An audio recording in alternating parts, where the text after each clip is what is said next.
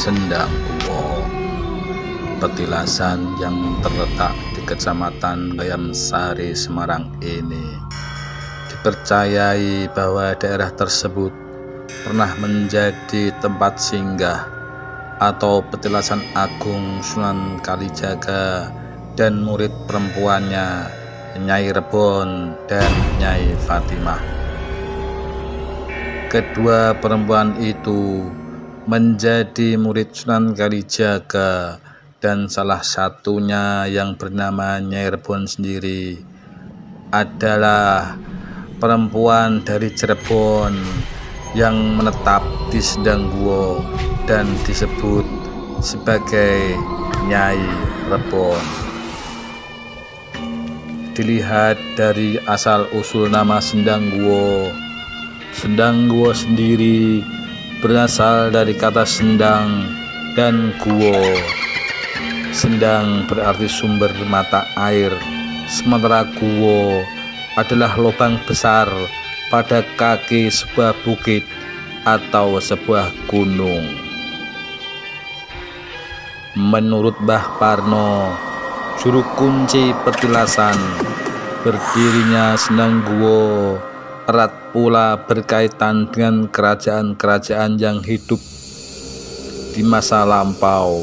Salah satunya adalah Kerajaan Kalingga yang dipimpin oleh Prabu Keling Sasmata. Dan peninggalan yang masih ada sampai sekarang adalah Watu Lumpang yang terletak di atas bukit di bawah sebuah pohon besar.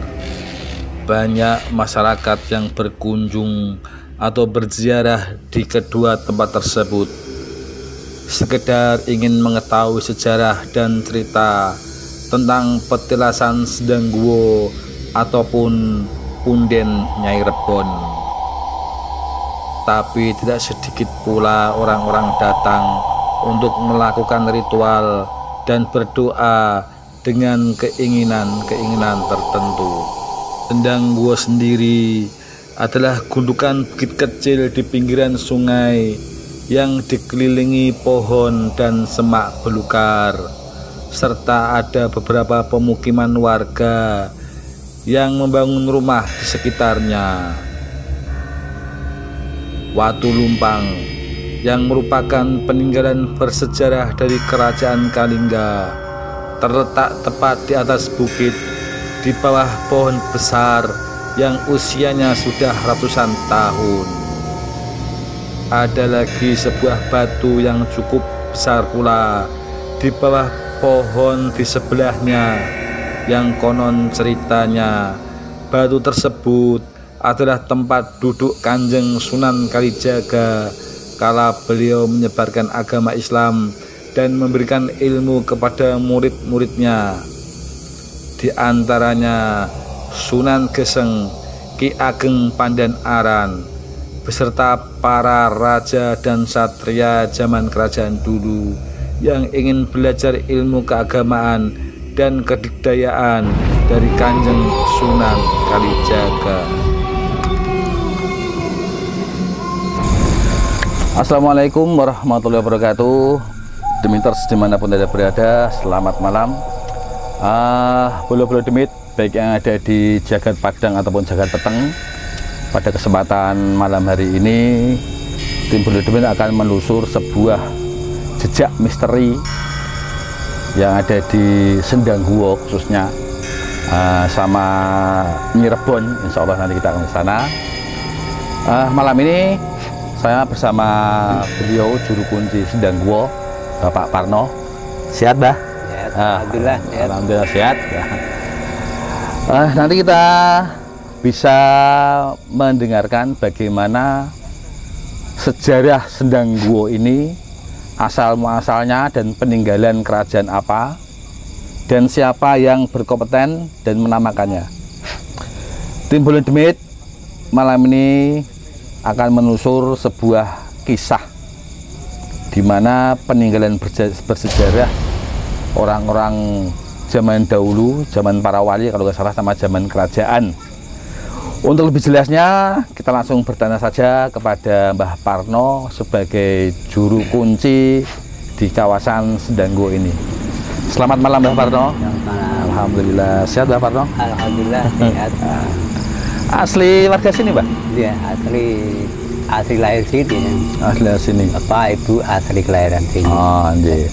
Terus untuk jenengan menjadi juru kunci di Sedangguo ini sudah berapa tahun, Mbah? Ya kalau saya itu sejak 25 tahun yang lalu itu sudah ditunjuk sama Mbah Fatimah. Sebenarnya 3 kali saya ditemui, satu kali saya belum percaya, 2 kali belum percaya, 3 kali baru saya lakukan. Soalnya waktu itu di atas itu di Bunden itu masih rungkut, masih semak belukar itu, Mbak? Semak belukar. Nah, disitulah mulai saya dari sedikit saya bersihkan sedikit sampai alhamdulillah sekarang sudah jadi padang. Mbak, tadi jenengan bilang Mbah Fatimah. Beliau itu siapa, Mbah? Beliau itu muridnya Eyang Sunan Kalijogo. Yang insya Allah yang Sunan Kalijogo itu masih leluhur saya, Jadi ceritanya gini, kalau Mbah Fatimah dulu jadi muridnya Eyang Sunan kan waktu itu Eyang Sunan Kalijogo di Cirebon. Nah waktu di Cirebon Mbah Fatimah berguru karena Eyang Sunan Kalijogo. Tapi karena belum selesai Eyang Sunan Kalijogo sudah pulang ke Jawa. Nah ke Jawa beliau di sini kolwat selama 1000 hari. Nah dalam 1000 hari itulah Eyang Sunan di sini banyak mendidik ya murid-murid sebagai murid-muridnya terkasih beliau. Juga itu ada Mbah Rebon, juga ada Mbah Duko, ada Mbah Demang, ada yang di dekat makam Mbah Sajah itu Syekh Abdurrahman, itu juga murid-muridnya beliau. Jadi Mbah Fatimah waktu itu, waktu beliau masih di Cirebon, mencari karena ibarat orang belajar, waktu itu beliau belum selesai. Nah karena belum selesai, akhirnya mencari beliau yang Sunan ke sini, sampai beliau selesai belajar, akhirnya beliau muksa di petilasan yang sebelah sana. Jadi itu yang ada di Nyai Rebon itu punden ya, petilasan? Iya, petilasan, tapi tempat muksanya dulu di situ. Oh, tempat muksa. Iya, jadi beliau ibaratkan meninggal lah bahasanya di situ. Oh gitu. Iya. Itu kalau secara jelas nyatanya tuh kata muksa itu menghilang atau meninggal atau gimana itu, Pak? Ya meninggal, cuma hanya pindah alam. Tidak ada jasadnya berarti ya, ada moksa itu ya? Ada. Oh, ada. Cuma beliau kan setelah itu hilang. Jadi secara jasad nyata sampai sekarang ya nggak ada. Gitu. Berarti hilang satu jasadnya gitu? Iya, hilang. Terus untuk Sedangguo sendiri, Mbah, itu arti dari kata Sedangguo itu kalau dijabarkan itu apakah memang ada sedangnya atau ada guo? Iya. Itu gimana, Mbah, itu, Mbah? Kalau Sedangguo itu kan dulu yang ngasih nama kan memang Eyang Sunan, karena di situ ada gua yang di sebelah itu atas dalam sampai sini kan ini ada bawah, ini ada batu. Sungai itu, Mbak ya? Nah ini batu kan ada sebenarnya 2 batu ini untuk menutup pintu masuk. Nah guanya di situ. Ini juga jalur masuk ke sana sebenarnya, masuk ke dalam gua sebenarnya. Nah makanya di situ kalau sendang yang asli, karena apa? Dulu saya juga pernah ikut bangun sendang itu. Tapi sendang itu di sebelah sana, tapi sekarang udah ke Uruk. Yang masih ke timur nih? Ya, enggak, yang di sini, di dekat Punden sini. Oh, dekat bawah, iya.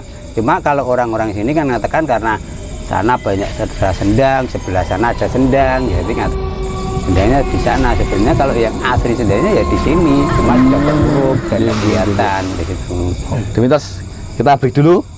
Ini kita ngopi-ngopi ini Mas Kacer ini. Oke. Iya. Terima kasih Mas Kacer. Iya. Ini adalah kopi misterinya Mas Kacer. Mau coba? Iya, terima kasih. Kira gua kok. Mas Kacer sini. Wah, ini kan di bawah ini kita go balik ini nanti. Wah, Kacer Jawa. Monggo yang mau menikmati kopi. Ini suasananya di pinggir kali. Ini yang punya kafe ya, Bosi Cafe itu, Mas Kacer. Terima kasih, Pak. Mantap, Pak. Nah, kita lanjut bagi. Nggih. Demeter semuanya. Jadi istilah sendang guo itu memang dulu itu ada sendang dan ada guonya ya. Dan guo itu ditutup oleh Kanjeng Sunan Kalijogo dan batunya masih ada. Mungkin bagi warga sini sudah tidak asing lagi. Untuk warga sini sudah tidak asing lagi. Mungkin untuk warga-warga luar kota yang mau melihat situs atau peninggalan beliau Kanjeng Sunan berupa batu yang tempat beliau duduk, juga mau lihat seperti apa kondisi sendang guo sebenarnya, itu masih ada peninggalannya. Nah, terus gitu bah, saya pernah naik ke atas, itu ada lumpang, itu peninggalan apa ya? Masih peninggalan beliau Kanjeng Sunan atau memang sebelum Kanjeng Sunan ada itu sudah ada lumpang gitu bah? Kalau lumpang itu sebenarnya itu peninggalan dulu zaman kerajaan Kalingga. Zaman Kalingga. Ya, jadi itu sebelum Majapahit ya? Sebelum Majapahit itu memang karena apa, di sini di atas itu juga ada waktu itu namanya Prabu Keling Sasmata yang dari Kalingga. Karena beliau waktu itu perang, ibaratnya kalah perang, akhirnya beliau sampai bertapa di sini juga sampai moksa di sini. Moksa juga di sini. Iya, cuma beliau waktu itu bertapa di dalam. Bahkan sering saya ketemu beliau sekarang ganti namanya Ki Ageng Kamuksan, itu namanya beliau. Kalau nama aslinya Prabu Keling Sasmata, itu nama asli. Keling Sasmata itu zaman kerajaan Kalingga, orang Ya, Jawa juga itu Pak? Jawa asli. Orang Jawa. Terus sedikit ke arah utara itu saya juga melihat ada sebuah batu. Batu itu memang asli di situ atau memang ditempatkan oleh warga sekitar atau memang juga salah satu peninggalan? Kalau sebenarnya batu itu dulu memang untuk duduk yang Sunan Kalijogo untuk semedi. Tapi waktu dulu ketutup gini Mas, jadi batu itu waktu itu mengkurap lah istilahnya ya. Oh, mengkurap gini karena banyak orang yang nggak tahu. Setelah diduduk di paping baru dibalik terus saya suruh nempatin di tempat di situ. Tapi tempatnya asli di situ, asli di situ tempatnya. Karena apa? Memang waktu dulu yang Sunan Kalijogo selalu kalau membimbing murid-muridnya beliau selalu di situ. Oh, jadi gitu. semua murid-muridnya tuh banyak gitu. Yang di situ. Nah gini Mbak, kalau secara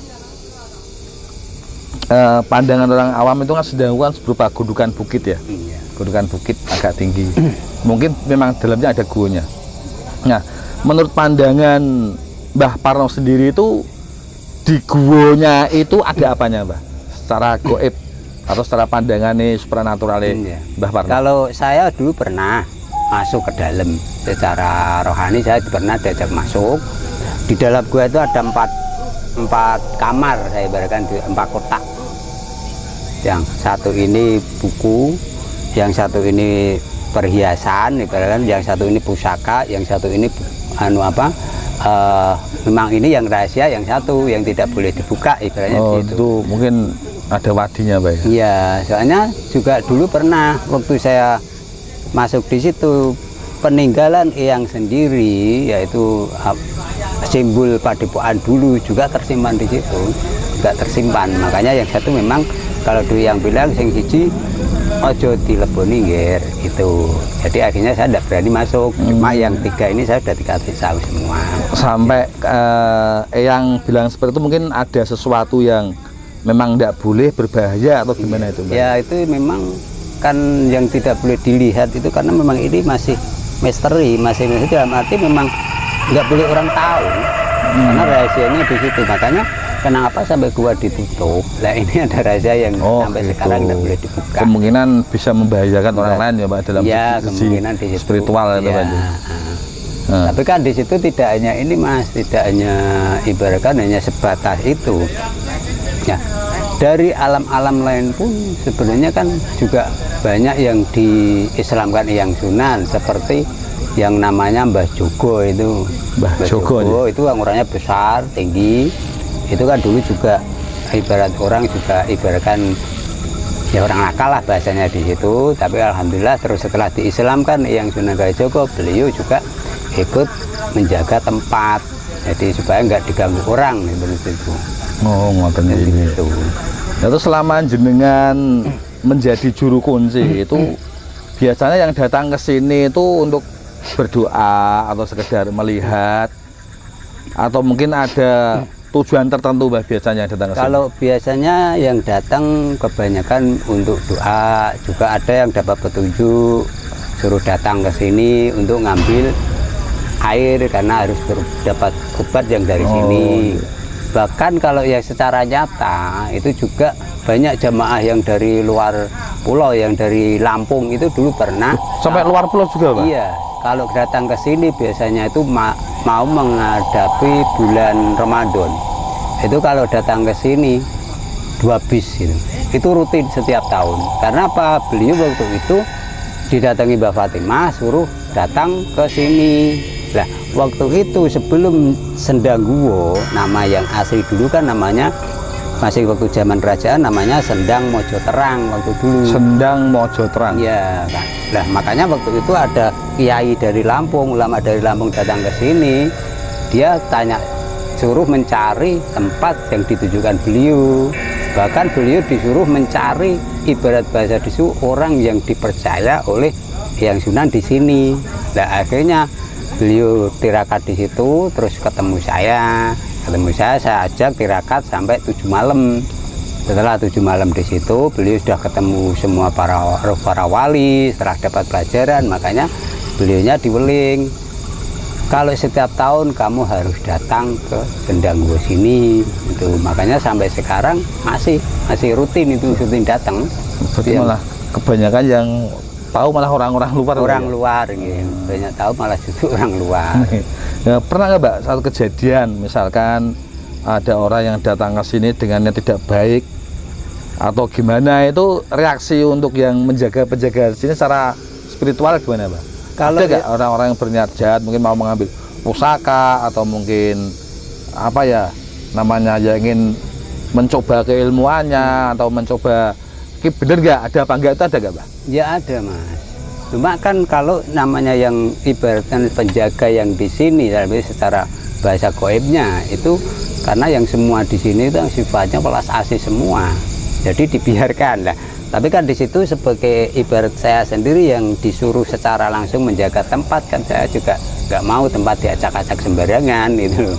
Karena di sini bukan tempat untuk main-main gitu. Makanya kalau untuk di situ datang ya kita untuk zikir, apa kita untuk semedi atau untuk doa, nah itu yang bagus. Makanya kalau ada orang di sini main-main ya memang secara pribadi saya tetap tidak rela, tidak boleh. Nah, itu saya pernah mendengar ini Mbak, jenengan punya suatu perkumpulan atau padepokan yang nguri-nguri kebudayaan Jawa.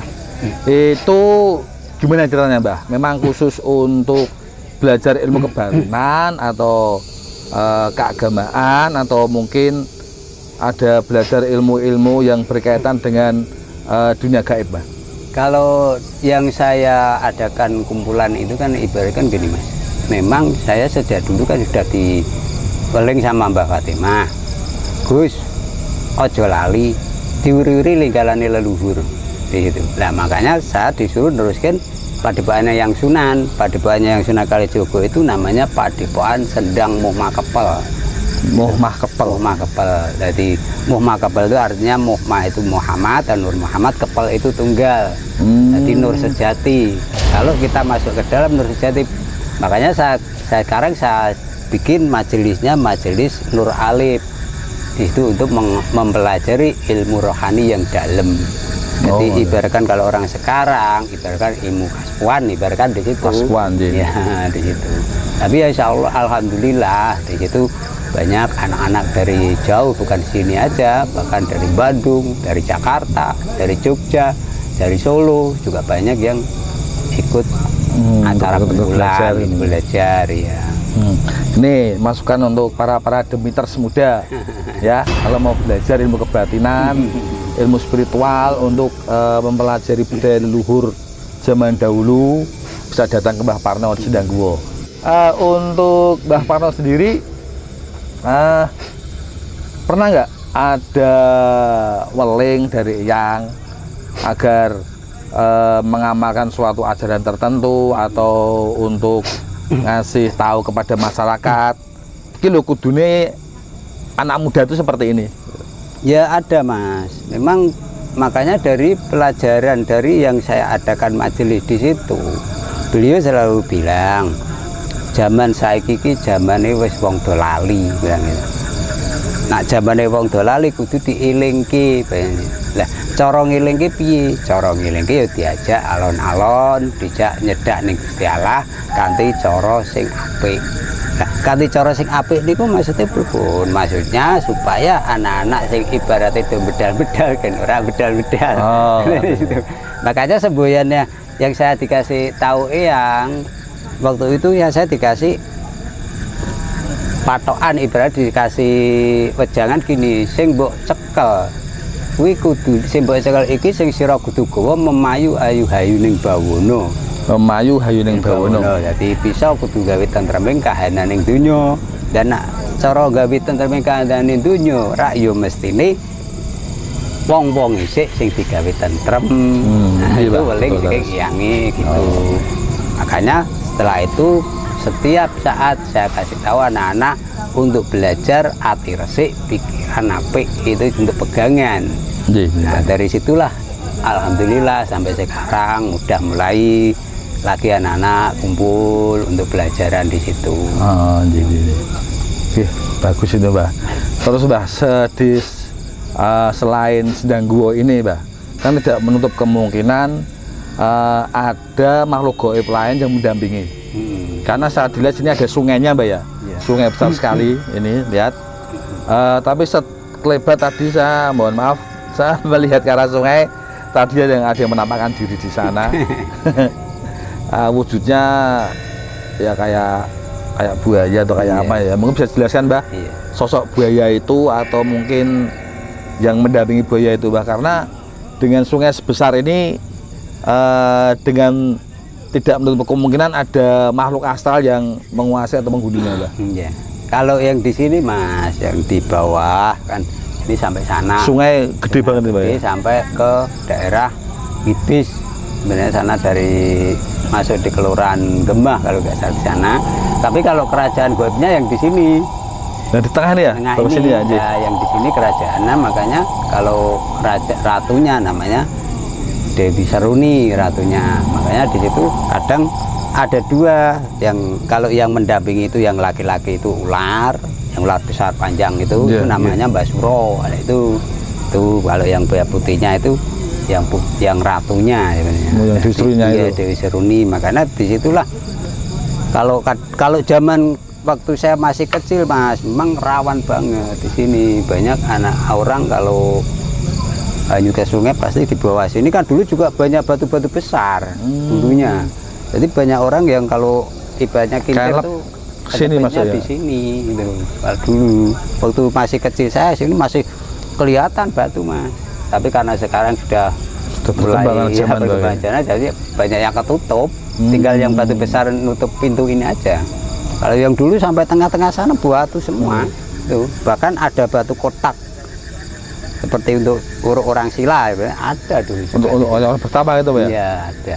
Kok hilang, Pak ya? Itu hilang karena banjir atau gimana itu? Bukan, ketutup tanah. Oh, ketutup tanah ya? Iya. Semakin lama ketutup tanah. Sebenarnya kan ini pinggiran Mas, belum sungai nih. Yang ada itu apa? Bambu itu sebenarnya pas tengah-tengahnya di situ. Nah, itu bawahnya pas banyak batu-batu besar. Makanya batu besar itu batu yang ya untuk duduk, untuk kalau orang dulu kan untuk nyuci gitu. Dulu kan gitu Mas, itu di bawah sini. Karena saya begitu masuk tadi merasakan aura yang apa ya, antara aura negatif dan positif. Benturan-benturan aura itu terus selepas saya melihat ada sesuatu yang aneh di kali itu ya. Memang ternyata ada siluman buaya sama ular ya, Pak ya. Iya. Nah, itu yang sebenarnya nggak berbahaya sih selama kita nggak masuk ke wilayah mereka, apalagi bantaran sungai itu resikonya kalau banjir. Wah, itu kalau kena banjir ya walaupun tidak ada makhluk astralnya pun, kalau orang katut banjir ya udah kelem kan seperti itu, Pak ya. Jadi ya tetap hati-hati dimanapun kita berada, Mbak ya, baik itu di darat. Ibaratkan kita harus sopan santun lah. Sopan santun ataupun di air. Cuma kalau dilihat dari auranya itu untuk ratu buayanya sama ularnya itu jahat ya, Mbak. Dalam arti suka mengganggu atau mungkin membutuhkan, mohon maaf ini, kayak tumbal dan sebagainya seperti itu enggak? Enggak, Mas. Enggak ganggu, juga enggak suka, ibaratkan dia kepingin tumbal, ibaratkan enggak. Karena apa? Dia sendiri sudah hidup di masing-masing. Dan di situ dia sendiri tidak pernah masuk ke alam dunia manusia. Ibaratkan dia mau jelma, mau ngambil orang, terus dia ingin terus masuk, tidak pernah. Gitu. Berarti bisa saya katakan bahwa di Sedangguo ini selain merupakan peninggalannya mungkin beliau Kanjeng Sunan yang atas nama muridnya Mbah Fatimah tadi, juga ada penghuni lain yang berupa Ratu Buaya Putih tadi ya. Iya. Terus agak ke timur lagi itu Cirebon. Nah, kita kembali ke Cirebon, Mbah. Untuk Cirebon sendiri itu tadi mohon maaf sekilas saya melihat ada bayangan harimau, Mbah. Itu mungkin bisa jelaskan, Mbah, itu sosok harimau itu apa itu, Mbah? Kalau harimau itu kan sebenarnya kalau orang sini ngatakan kan ingon-ingon ibaratkan. Sebenarnya itu hanya sebuah simbol, Mas. Sebenarnya kan kalau kita mengupas ke dalam lagi, manusia kan punya saudara 4. Nah itu dari 4, 5 pancar itu ya. Di situ kan makanya diibaratkan nafsu. Karena yang putih itulah yang nafsu mutmainah. Kemudian ke situ. Kalau sering kan kadang ke sini 2, kadang yang loreng, kadang yang putih. Karena apa? Yang di sini sama Barbon kan ada kaitan, kan ibaratkan antara murid sama guru. Cuma pusat untuk kumpulnya para beliau tetap semua di sini. Semua, bahkan di Sedangguo ini tempat perkumpulan ruh-ruh para wali, para resi, para raja sejak dulu itu di sini semua, Mas. Itu. Nah, waktu yang sering beliau-beliau itu kumpul itu biasanya malam Jumat pagi, itu pasti. Itu kalau dulu saya sering menjaga beliau-beliau waktu ada acara pertemuan, dan di tengah-tengah itu pasti ada Al-Quran juga, itu pasti. Nah, yang menjaga beliau-beliau itu saya, tapi saya pakai Garuda itu untuk pagar beliau-beliau itu ya. Nah, saya itulah yang ibaratkan yang mengendalikan Garuda putihnya di situ untuk menjaga beliau-beliau itu. Setiap ada pertemuan itu pasti saya yang menjaga, karena tugas saya memang seperti itu. Di samping juga tempat secara nyata, secara alam halusnya saya juga punya tugas. Itu double sampean, Mbak. Double. Ya. Terus sedikit lagi, Mbak. Pernah saya mendengar satu cerita bahwa dulu tuh pernah yang di sini itu kayak ada gamelan komplit. Itu bisa di kamanusan, bisa dipinjam secara real, bisa dimainkan secara manusia. Itu benar nggak, Mbak? Ya kalau itu kan saya kan ibaratkan gini, Mas, kan hanya mendengar dari orang tua dulu. Karena gitu, kalau cerita orang tua dulu, pernah gamelan sini kan dipinjam orang daerah Kalicari. Gitu. Nah, karena dipinjam sana, ditukar, ibarat ini yang asli ditukar yang palsu. Gamelannya itu ya, kempulnya. Nah, akhirnya apa? Orang di sana disabdo, kalau dulu mengatakan orang-orang carane wong-wong ora bener sabdo rembes kabeh. Rembes di situ. Makanya memang bener, Mas, dulu. Tapi kan karena namanya di situ cerita orang-orang dulu kan kita juga harus meyakini, Mas. Karena apa? Saya juga pernah mendengar 15 tahun yang lalu. Saya pendengar ini masih gelap, belum ada apa-apa. Pernah mendengar gamelan jam 1:30 malam. Itu saya pernah, waktu itu saya masih di rumah saya di sana, tidak di sini. Itu saya ikutin suara itu, saya cari itu lah, sampai mentok di sini hilang. Itu suara itu ada. Tapi kalau sekarang karena mungkin suasananya beda, alamnya udah beda, betul, jarang gitu ya. Itu. Jadi begini Dimeter semuanya ya. Zaman dulu itu dari cerita tutur tinular bahwa ada yang namanya gamelan 1 set itu ya, itu bisa dipinjam. Itu gamelan punya orang-orang makhluk halus ya, para penyanyi, para demit, itu bisa dipinjam dengan ritual dan syarat-syarat tertentu, dan itu bisa dikeluarkan, bisa diwujudkan dalam bentuk gamelan, dan itu bisa dipakai. Tapi ada yang namanya manusia itu sok usil, ingin memiliki yang bukan menjadi haknya. Kemul itu ditukar Nah, setelah kemudian ditukar, akhirnya kena sabdo Pandhita Ratu bahwasanya yang mengambil itu dikutuk orangnya rebesen. Dan itu memang benar-benar seperti itu kenyataannya. Dan cerita sampai turun-temurun sampai sekarang, Mbak ya. Iya. Nah, itu orang sebelah sana. Ya. Jadi pelajaran yang kita dapat bahwasanya kita sebagai manusia yang hidup di alam Padang, yang pertama kita harus bisa menghargai dan menghormati alam gaib atau alam-alam supranatural seperti para danyang, para demit, para jin dan sebagainya. Dan lagi satu, bahwasanya kita tidak boleh memiliki apa yang tidak menjadi hak kita. Iya. Ya kan? Seperti tadi kempul dijori, ya itu malah soloyo itu. Nggak boleh. Nah, terus untuk selanjutnya nanti kita akan menelusur seperti apa bentuk Watu Lumpang dan tempat duduknya beliau Kanjeng Sunan Kalijaga di wilayah Sendangguwa ini. Dan nanti kita lanjut ke Punden Nyai Rebon yang ada di kampung sebelah. Seperti apa wujud Watu Lumpang dan batu peninggalan Kanjeng Sunan Kalijaga di area Sendangguwa, dan seperti apa juga petilasan ataupun punden Nyai Rebon yang juga salah satu murid Sunan Kalijaga.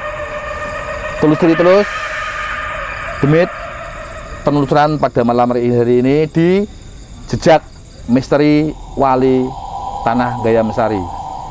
Terima kasih. Kita lanjut minum dulu, Bah. Agak santai.